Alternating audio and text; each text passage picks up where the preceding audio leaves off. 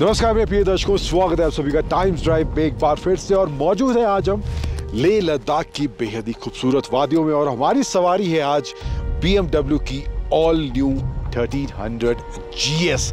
अब BMW ने 1250 को रिप्लेस करने के बाद ये बाइक लेकर आई है। अब इस बाइक में BMW ने चेंजेस भी बहुत से किए हैं, टेक्नोलॉजी को लेके, फीचर्स को लेके, राइड हैंडलिंग को लेके भी बहुत से इंप्रूवमेंट्स करे गए हैं। तो क्या BMW अपनी इस 1300R GS में ऑफर कर रहा है, बात करने वाला हूं उन सभी के बारे में मैं आपसे इस वीडियो में।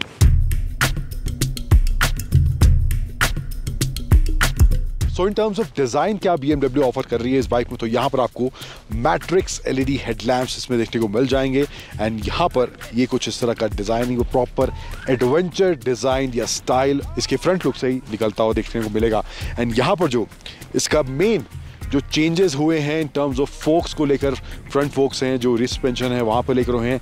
यहाँ पर BMW ने एक नया एलिमेंट या कहें कि एक नई टेक्नोलॉजी इंट्रोड्यूस करी है, टेली लीवर जिसे BMW कह रही है। एंड यहाँ पर ये जो है राइड और हैंडलिंग जो है थोड़ी और बेहतर करता है, तो ये एलिमेंट यहाँ पे एक्स्ट्रा इस 1300 GS में देखने को मिल रहा है। इसके अलावा टायर साइज की बात करें तो यहाँ पे जो इसमें टायर दिया गया है वो है 19 इंच, वो 20 सेक्शन का फ्रंट में टायर दिया गया है। डुअल डिस्क ब्रेक है BMW की, आपको कैलिपर्स देखने को मिल जाएंगे। इंजन का पावर भी बड़ा है, 1250 से लेकर 1300 सीसी का इंजन अब हो गया है तकरीबन। इसमें आप लगा लें 8 bhp के आसपास पावर बढ़ा है। टॉर्क भी इसका एक्स्ट्रा हुआ है। एंड पावर की बात करें 143 bhp एंड टॉर्क जो है अराउंड 149 न्यूटन का ये इंजन जनरेट करता है।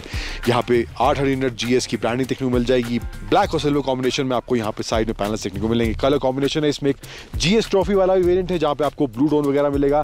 और एक टॉप वेरिएंट भी है 719 करके, तो वहाँ पर आपको और ज़्यादा फीचर्स, टेक्नोलॉजी, आपको ADAS वाले फीचर्स जो गाड़ियों में देखते हैं वो टॉप वाले 719 वेरिएंट पर मिलने वाले हैं। इसके अलावा जो है साइड प्रोफाइलिंग में भी यहाँ पे आपको सीट एडजस्टमेंट के ऑप्शन देखने को मिलेंगे। सीट हाइट की बात करें तो स्टैंडर्ड सीट हाइट है वो है अराउंड 850 मिलीमीटर, लेकिन वो जब सीट हाइट कम करनी है उस बाइक स्टेशनरी है तो वहाँ पे तकरीबन 820 के आसपास। बाइक स्टेशनरी जब है तो वहाँ पे सीट हाइट कम हो जाएगी। एंड इसमें जो है एक अडेप्टिव सीट हाइट वाला पैकेज भी आप ले सकते हैं जिसमें आपको इलेक्ट्रिकली सीट एडजस्ट करने का भी ऑप्शन देखने को मिलेगा। सस्पेंशन सेटअप के साथ वो एक फीचर इसमें BMW ऑफर कर रही है, that you can opt for if you want it. पीछे की तरफ बात करें तो यहाँ पे क्रोम फिनिश में एग्जॉस्ट स्टील देखने को मिल जाएगा। एंड यहाँ पे ब्लैक कॉम्बिनेशन और क्रोम का कॉम्बिनेशन इसके एग्जॉस्ट पाइप में दिया गया है। एंड टायर का साइज है, पीछे का जो रियर टायर है वो है 17 इंच 170 सेक्शन का। एंड सिंगल डिस्क ब्रेक आपको रियर में देखने को मिलेगी। स्पोक व्हील्स का ऑप्शन ऑफकोर्स यहाँ पर आपको देखने को मिलेगा। एडवेंचर बाइक है तो ये होना जरूरी है।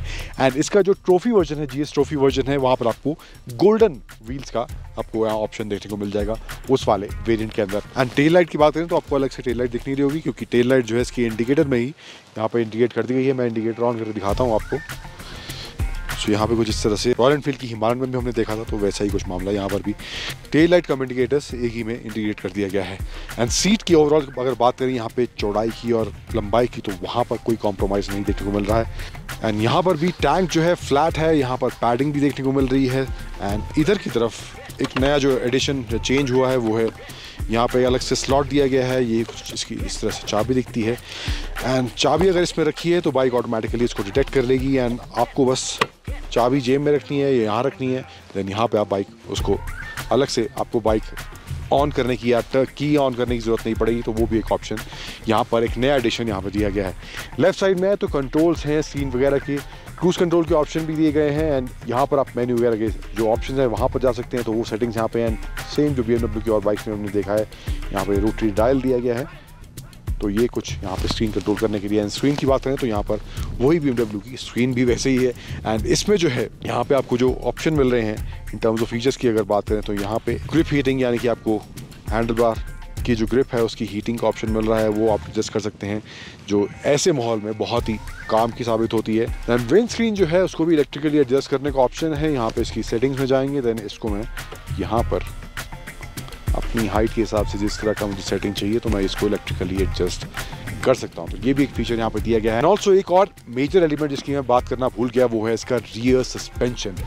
वहाँ पर भी अमूमन जो बाइक्स में क्या होता है कि आपको जो उसकी डैम्पनिंग है उसको एडजस्ट करने का ऑप्शन मिलता है, लेकिन यहाँ पर इस 1300 GS में BMW ने एक नई टेक्नोलॉजी इंट्रोड्यूस करी है जहाँ पर आपको डैम्पनिंग के साथ साथ जो स्प्रिंग है उसकी भी सेटिंग डैम्पनिंग के अकॉर्डिंग सेट करने का ऑप्शन यहाँ पर देखने को मिलता है। तो ये भी एक नया in terms of ride and handling की बात करें तो एक एडिशन यहाँ पर इसके हार्डवेयर में किया गया है इस BMW की 1300 GS में।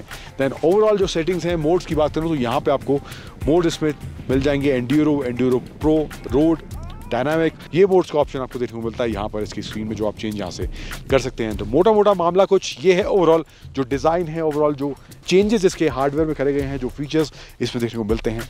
अब ये बाइक जो है चलाने में कैसी है, परफॉर्मेंस कैसा है, हैंडलिंग कैसी है, क्योंकि वेट काफ़ी ज़्यादा है तो हैंडलिंग किस तरह देखने को मिल रही है, उसके बारे में बात करते हैं। कहानी को बढ़ाते हैं आगे।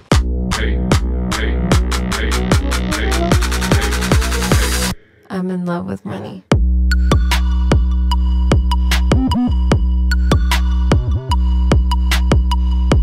कहानी को आगे बढ़ाते हैं और बात करते हैं इस BMW की R1300 GS की राइड, परफॉर्मेंस और हैंडलिंग को लेकर। लेकिन उससे पहले नजर डालते हैं इसकी कुछ स्पेसिफिकेशंस पर। अब BMW की 1300 GS जो है एक अच्छा परफॉर्मेंस डिलीवर करती है, जो इसकी राइड में वो थ्रिलिंग और फन फैक्टर भी ऐड जरूर करता है। और जिस तरह का पावर और टॉर्क इसमें दिया गया है और जिस तरह के टेरेन्स के हिसाब से ये बाइक डिजाइन करी गई है, उसके हिसाब से इसका परफॉर्मेंस भी अच्छा खासा देखने को मिलता है। और जो इनिशियल टॉर्क डिलीवरी है वो भी अच्छा खासा है, स्पेशली हाईवेज पर वो क्विक ओवरटेक्स के लिए परफॉर्मेंस में कहीं भी कमी दिखाई इसमें नहीं देती है। और 1250 GS से कंपेयर करें तो इसका पावर और टॉर्क भी बड़ा है, लेकिन पावर और टॉर्क बढ़ने के बावजूद इसका वेट जो है वो कम हुआ है, तकरीबन 6.5 kg ये लाइटर है कंपेयर टू 1250 GS। और उस हिसाब से बाइक की जो हैंडलिंग है और इसकी जो मैन्यूवरिंग है वो भी थोड़ी आसान हो जाती है। अब वेट रिड्यूस होने के बावजूद भी 237 kg का इसका वेट है, लेकिन इसका वेट जो है वो वेल डिस्ट्रीब्यूटेड बाइक में देखने को मिलता है एंड वो भी इसकी राइड में एक अच्छा फैक्टर जरूर देखने को मिला है। अब हालांकि इस वेट के साथ बाइक अगर स्टैंड स्टिल है, यानी कि पार्किंग वाली सिचुएशन में आपको बाइक को आगे पीछे करना है, तो वहां पर थोड़ी सी मशक्कत वाला काम है। अगर आपकी हाइट 5'6", 5'7" या 5'8" के आसपास भी है एंड इस हाइट कम होने की वजह से सीट की जो स्टैंडर्ड हाइट है 850 मिलीमीटर की, तो वहां पर भी वो टिपटो वाली सिचुएशन बरकरार थ्रू आउट रहती है। और इस सिचुएशन में अगर आपकी हाइट इसके आसपास है तो वहां पर अगर आपको बाइक को कभी कभार आगे पीछे मूव करना है, पार्किंग वाली सिचुएशन से बाहर निकालना है, तो वहां पर आपको कुछ जगह मदद की जरूरत भी इसको मूव करने के लिए पड़ सकती है। अब एक मेजर चेंज जो हुआ है इसकी सस्पेंशन सेटअप को लेकर हुआ है, चाहे फ्रंट फोक्स की बात हो, आगे जो टेल लीवर टेक्नोलॉजी BMW ने इस नई 1300 GS में दी है एंड पीछे का जो मोनोशॉक है वहां पे भी मेजर चेंजेस करे गए हैं। डैम्पनिंग के साथ साथ आप स्प्रिंग रेट को भी एडजस्ट कर सकते हैं। और ये कुछ सस्पेंशन सेटअप को लेकर जो मेजर चेंजेस हैं ये इसकी राइड को अच्छा जरूर बनाते हैं। अब मेजर हार्डवेयर चेंजेस के साथ साथ टेक्नोलॉजी भी काफी ज्यादा इस बाइक में देखने को मिलती है। अब इस बाइक के एक वेरिएंट में आपको इलेक्ट्रिकली एडजस्टेबल सीट का ऑप्शन मिलता है। इसका जो टॉप वेरिएंट है 719, वहां पर आपको इसमें कुछ ADAS वाले फीचर्स भी देखने को मिलते हैं। तो फीचर्स को लेकर भी कहीं कमी इस बाइक में देखने को नहीं मिलती है। जिस तरह का पैकेज आपको चाहिए आप उसके लिए ऑप्ट कर सकते हैं। और ये सब नए हार्डवेयर और टेक्नोलॉजी का जो मिक्सचर इस बाइक में दिया गया है वो इस बाइक को केपेबल बनाता है एक एडवेंचर बाइक के तौर पर, और टेक लोडेड भी इस बाइक को जरूर बनाता है। अब ओवरऑल एज ए पैकेज की बात करें, आपको इस नई BMW R1300 GS को कंसीडर करना चाहिए नहीं चाहिए, उसके हिसाब से कुछ फैक्टर मुझे लगता है बहुत ज़रूरी हैं। सबसे पहला है, अगर आप हार्डकोर एंथुजियास्ट हैं एडवेंचर राइडिंग को लेकर, तो मेरे हिसाब से वहाँ पर इस बाइक में कुछ पैकेजिंग जो की गई है वो काफ़ी अच्छी देखने को मिलती है। दूसरा जो है, बाइक जो है मैनेजेबल है एवरेज हाइट राइडर्स के हिसाब से, लेकिन अगर आपकी हाइट 6 फुट या उससे ऊपर है तो मुझे लगता है थोड़ी ज़्यादा कम मशक्कत आपको इस बाइक को मैनेज करने में करनी पड़ेगी, स्पेशली जब ये बाइक स्टैंड स्टिल वाली सिचुएशन में है। और अंत में जो टेक्नोलॉजी और जिस तरह की इंजीनियरिंग इस बाइक में इस्तेमाल करी गई है, एक हेफ्टी प्राइस टैग होना भी इस बाइक का लाजमी है। तो उस हिसाब से मुझे लगता है अगर आपका बजट उस तरह का है और अगर आप एक हार्डकोर एडवेंचर एंथुजियास्ट हैं, अगर आप रेगुलरली इस तरह के ट्रिप्स पर आना जाना पसंद करते हैं, तो मुझे लगता है उन मायनों के हिसाब से अगर आप कोई बाइक तलाश रहे हैं इस कैपेसिटी की, इस साइज की और इस तरह की टेक्नोलॉजी के साथ, तो उन मायनों के हिसाब से मुझे लगता है BMW की नई R1300 GS एक अच्छा पैकेज आपके लिए बन सकती है।